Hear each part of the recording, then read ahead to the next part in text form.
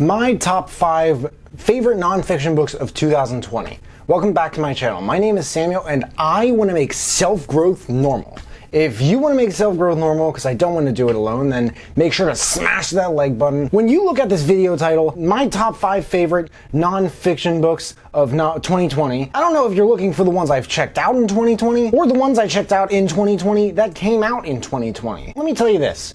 In this video, I'm going to talk about both in that order. By the way, by nonfiction, I mean self-development, business, and technology. Maybe a political book every now and then. By the way, this excludes any and all classics. Older, like Think and Grow Rich, my favorite book ever, and newer, like Rich Dad, Poor Dad. It also excludes books I had checked out before doing any of these reviews, like Grit and Purple Cow. However, this list does include a short summary of each book. Why I liked it as much as I did. Some of them include, like big takeaways. There are links below to the books if you guys want to check them out and read the reviews. If you get any of them, then I get commissioned, which really helps me build this channel. And there are also links to my reviews of them in case you're like, ooh, this sounds interesting. I wonder what he has to say about it. I have a lot to say about it. So without further ado, here are the books I checked out this year. Number 5, Why We Sleep by Matthew Walker. What I love so much about this book is, despite its length, how all-encompassing and thorough it is. Why We Sleep is a gigantic dive into who, what, when, where, how, why sleep. He talks about the sleep habits of other animals and the consequences of not getting enough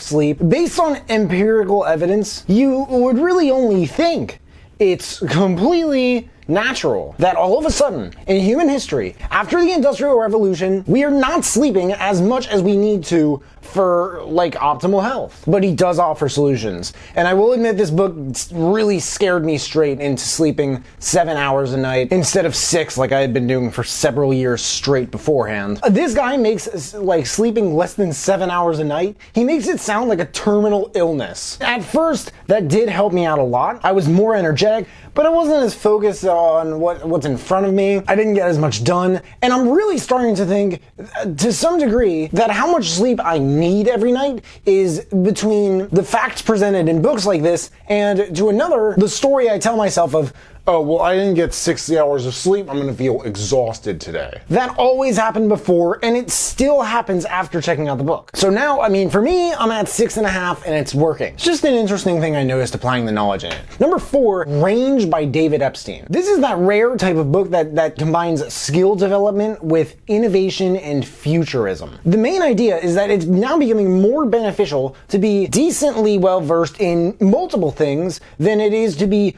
super well-versed in just one thing. He talks about why that's the case and why people don't generally agree in today's world. And thinking outside of your own experience, why experts can be wrong.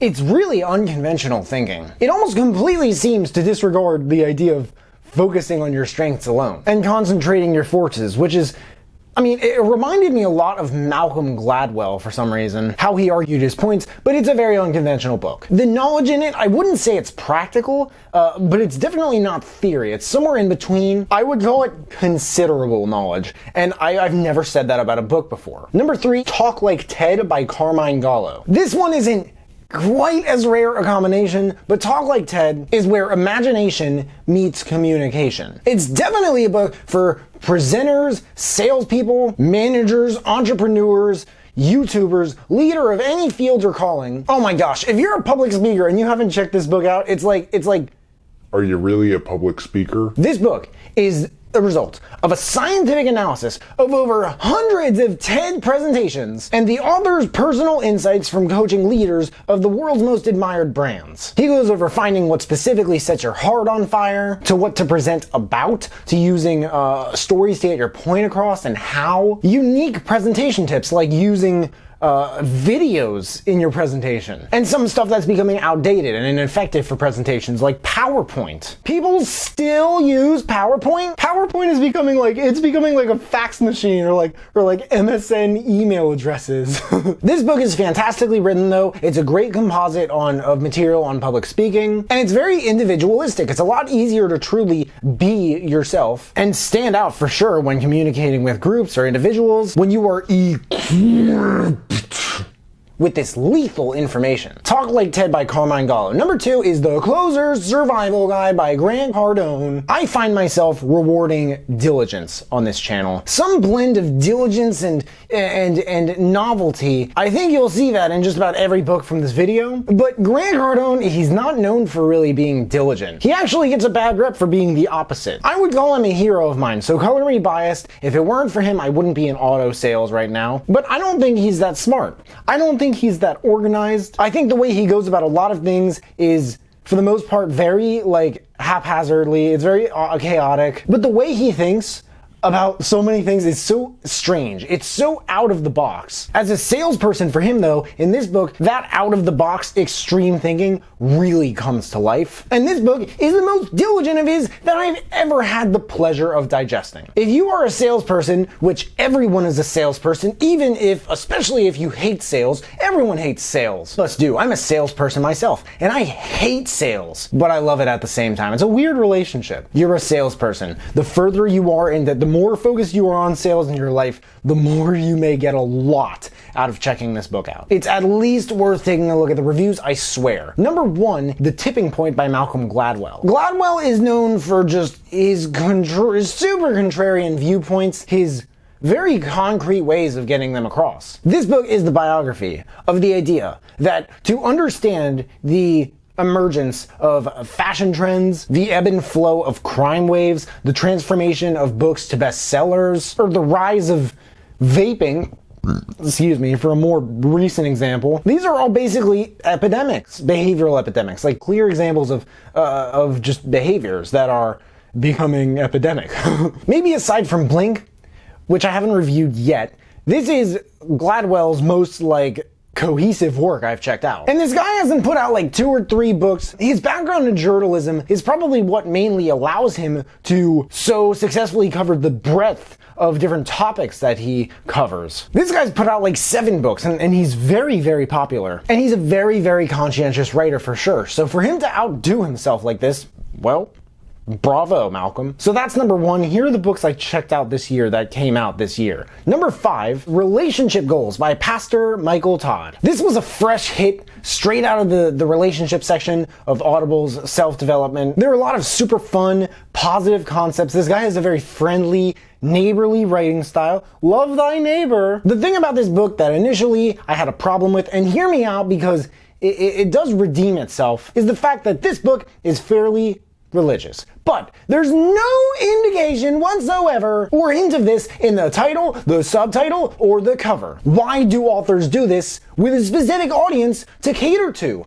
I don't get it. To get people's attention? Mind you, it's not like he really needed attention. I'd never heard of this guy before, but it was based on a series of super viral sermons about relationships that he did, which amassed millions and millions of views. Yet ideas like intentional versus recreational dating, soul ties, weird name for a concept, and using being single as an opportunity to improve yourself for the sake of your next relationship, these are very, very powerful, high energy concepts. And sure, he does talk about religion, but he does it with a lot of relatability and ease. It's also a 6 to maybe light 7 on what I on this channel like to call the religiosity scale. I talk about what a 6 or 7 is in the review, but basically 6 or 7, I like to think that if you would consider yourself an open-minded person, that's a very good number. Number 4, Think Like a Monk by Jay Shetty. I think a lot of just successful people have this series of years in their early to late 20s where they put their head down and they fight an uphill battle with poop up to their necks. What this guy did was,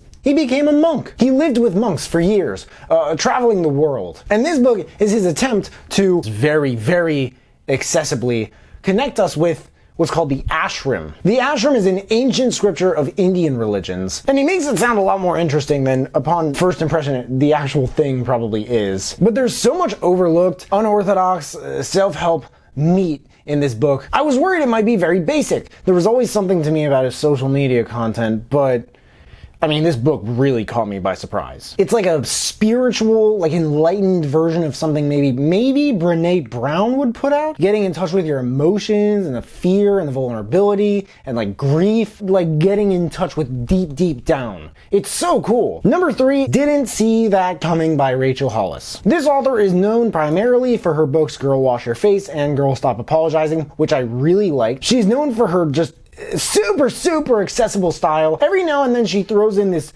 phenomenally like specific opinion that people will leave bad reviews of the book just because of that opinion. Like in this book, it was a big one was staying strong and not like falling apart in front of your kids. And people hated that. They were like, I don't like this book.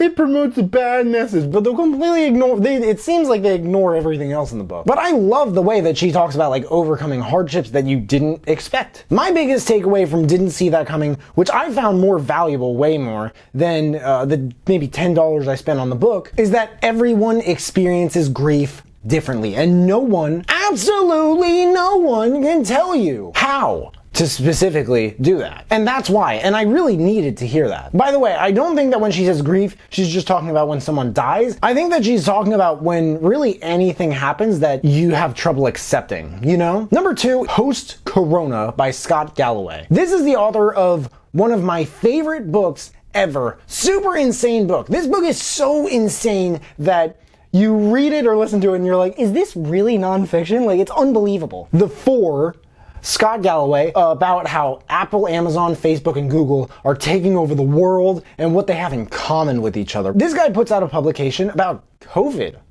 And like, well, what next? What do we do when the vaccine's out? What do we do like when everyone has it? And At last, we have conquered the disease. at the same time, this whole time, who has benefited the most from it? Disaster is where tech companies seem to just thrive, like literally like it's no one's business. But why is that? What do we do about it? This man's, especially in this book, little unexpectedly balanced view, very conscious of both capitalism and socialism. It brought a lot of like urgently needed clarity to this whole situation for those who are willing to hear him out. And despite being a professor at NYU Stern, business professor, this guy has a bone or two to pick with our educational and healthcare systems. I just love how much ground he covered in a book of this length. I love this guy's style and personality. It's so colorful. And he has a very hopeful yet realistic just optimistic view on things. It's just very refreshing.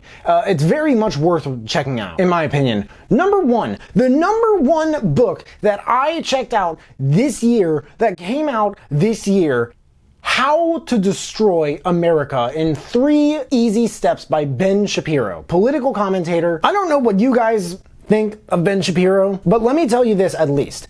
I did not expect myself to give this book number 1. I didn't even expect myself to check it out and review it in the first place. At the same time, it was one of my most viewed videos this whole year, and I was just very surprised by it. I like this book so much that I couldn't even tell you what the steps are. I think I said in the review that this book is more, if anything, about how to save America than to destroy it. Ben Shapiro is a brutal fact checker. He's stone cold set in his beliefs, but he knows how to articulate them crystal clear. At least in this book, he's really not like as hateful or dismissive as a lot of people might think. And this book really sharpened my perspective on conservative philosophy. When I say conservative philosophy, I mean true conservative philosophy. When I talk to conservatives in the future, this book fundamentally will probably be where I'm coming from. For a year like this, it brought me a lot of much needed clarity, and it's super definite material. It's something you can't really easily argue with. The way I am on this channel with politics, what I love is just agreement and making sure that both sides, at least there's something they can agree on. This book, I think, can truly offer that where so many people are not looking. And with the protests, the economic inequality, and the COVID and the election, I found that to be extraordinarily insightful. But what were your favorite books from this year that you checked out? Most people don't check out 5 books in a year that came out that exact year, but if you did, let me know those too. Maybe next year I should do like a top 5 least favorite video. We'll see, but In the meantime, I hope you guys enjoyed this video. If that's the case, make sure to give it a big thumbs up and hit that subscribe button, because I don't get why people watch this far into my videos and they don't subscribe. But if you have subscribed and you want to turn it up just a notch and turn on that notification bell to get a notification whenever I drop new videos, that would mean so much to me. Thank you guys so much for watching. I really appreciate it. You can find me everywhere, and I will see you then.